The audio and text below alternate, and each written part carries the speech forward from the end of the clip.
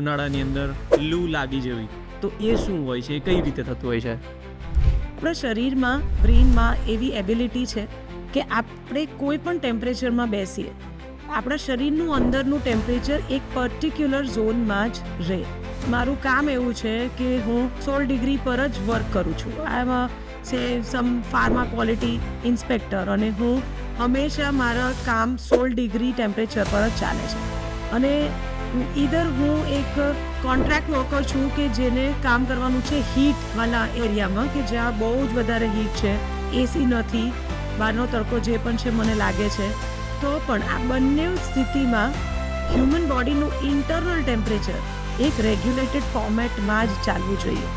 એનાથી ઉપર કે નીચે જશે તો પછી હ્યુમન બોડી પોતાના પ્રોપર રીતે વર્ક નહીં કરી શકે, કિડની પોતાનું કામ નહીં કરી શકે, લીવર પોતાનું કામ નહીં કરી શકે. અને લૂ લાગવું એટલે અંદરનો આ થર્મોસ્ટેટ બગાડી નાખો. અંદરનો થર્મોસ્ટેટ એટલો બધો બગડી જાય કે તમારા ઇન્ટરનલ ઓર્ગન્સ કામ ન કરી શકે અને ધીરે ધીરે એ ઇન્ટરનલ ઓર્ગન ફેલિયર તરફ જવા મળે. જ્યારે આ સ્થિતિ થાય તો એને હીટ સ્ટ્રોક કહેવાય છે. પણ બેસિકલી તમારું ઇન્ટરનલ થર્મોસ્ટેટ બગડી જવું, આને લૂ કહેવાય.